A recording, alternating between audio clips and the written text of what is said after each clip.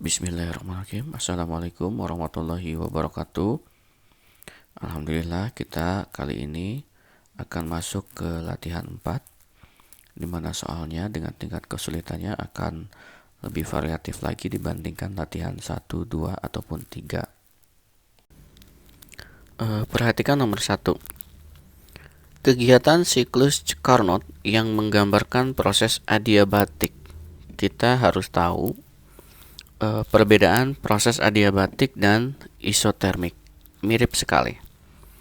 Kalau kalian perhatikan A, B, BC, CD, dan DA, yang paling landai, bukan landai ya, paling ya, kurva isotermik itu selalu lebih landai dibandingkan yang adiabatik. Berarti dari sini kita tahu bahwa yang landai adalah AB dan CD. Otomatis yang lebih curam adalah AD atau DA dan BC. Berarti jawabannya adalah BC dan DA, yaitu D ya jawabannya. Berikutnya di nomor 2, dari grafik hubungan PV pada mesin Carnot di gambar berikut dapat diketahui bahwa kalor yang diserap mesin tiap siklus adalah. Untuk menjawabnya, kita coba gunakan persamaan untuk efisiensi, yaitu usaha per Q1. Q1 ini menggambarkan kalor yang diserap. Kemudian sama dengan 1 min T2 per T1. Sehingga dari sini kita bisa masukkan nilainya 2 kali 10 pangkat 5 per Q1 sama dengan 1 dikurangi T2 nya adalah 600 per 900. Sehingga ini bisa dituliskan 2 kali 10 pangkat 5 per Q1 akan sama dengan 1 dikurangi 2 per 3. Atau kita pindahkan ya, 2 kali 10 pangkat 5 per Q1 sama dengan 1 dikurangi 2 per 3 adalah 1/3. Sehingga ketika dikali silang jadi 6 kali 10 pangkat 5 Joule. Jawabannya adalah E. Nomor 3. Suhu di dalam ruangan suatu mesin pendingin atau kulkas 0 derajat Celcius dan suhu di luar 27 derajat Celcius. Setiap jam panas yang dikeluarkan dari ruangan adalah 6,7 kali 10 pangkat 6 Joule. Ditanyakan besar daya listrik yang dipakai untuk kulkas. Untuk memudahkan, coba kita ini ubah sebagai T2, ini sebagai T1 suhu tingginya. Kemudian setiap jam dikeluarkan dari ruangan ialah, berarti ada waktu di sini ya. Dan di sini dihasilkan kalor Q1. Untuk menentukan daya listrik, kita cari dulu energi listrik yang digunakannya. Baru nanti kita dapatkan dayanya ketika dibagi dengan 1 jam tadi. Jadi kita coba tuliskan bahwa kita tahu koefisien performansi itu adalah Q2 per W. Atau kalau dituliskan ya ini sama 1 T2 per T1 dikurangi T2.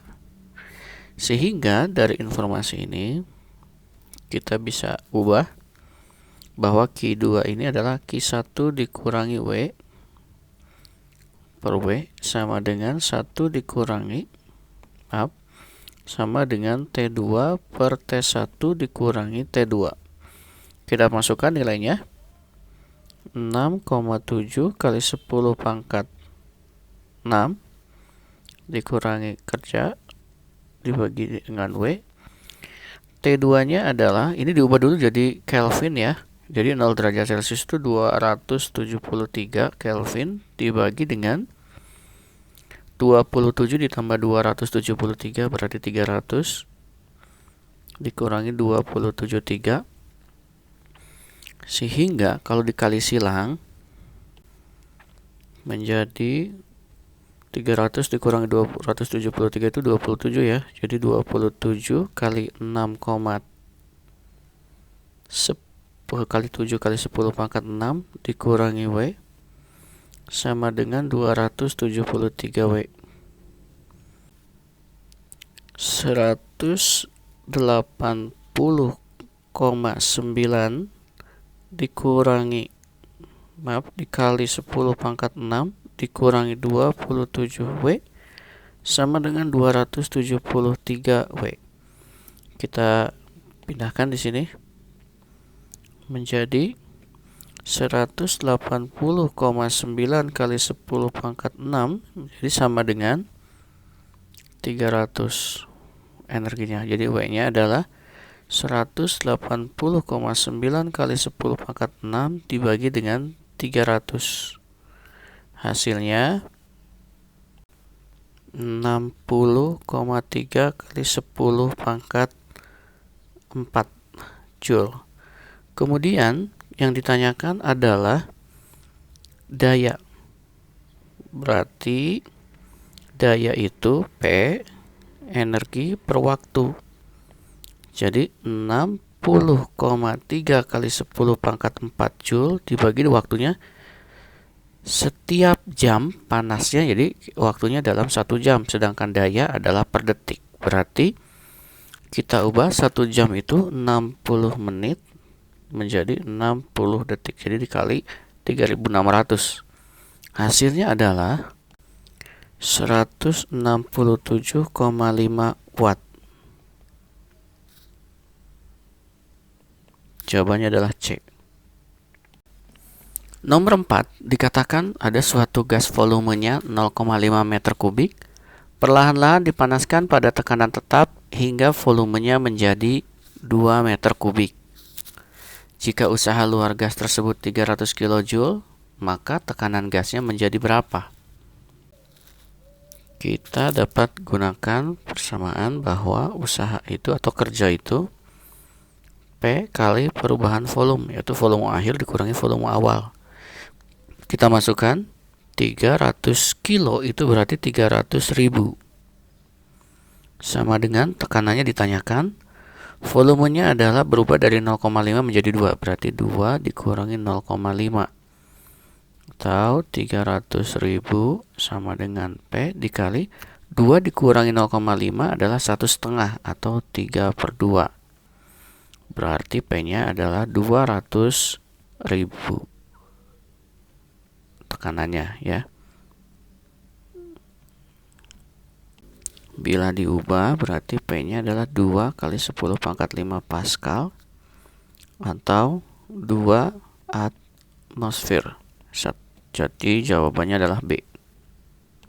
Terakhir nomor 5, jika energi dalam akhir dan energi dalam mula-mula suatu gas ideal bernilai sama, maka proses yang telah dialami sistem itu adalah proses, kita tahu ketika energi dalam bersifat tetap atau bernilai sama, jadi delta U-nya adalah 0. Dan ini menunjukkan bahwa delta T-nya juga 0 atau T-nya suhunya itu tetap, berarti isotermik. Dan ini menunjukkan terjadi daur. Jadi jawabannya adalah C. Sebelumnya kita juga harus ingat bahwa ada istilah adiabatik, isobarik, dan isohorik. Isohorik itu saya ingatkan ketika volume tetap. Ketika delta V-nya atau tetap berarti delta V-nya 0, ini biasanya bersifat isohorik. Kemudian adiabatik itu menunjukkan kalornya tetap, berarti delta Q-nya yang 0. Seperti itu ya. Alhamdulillah kita sudah mengakhiri 5 soal di latihan 4. Kalian tetap di rumah, tetap belajar, jangan lupa simak video dan pembahasannya. Ulangi lagi sampai kalian memahaminya agar kalian siap menghadapi evaluasi tes online-nya.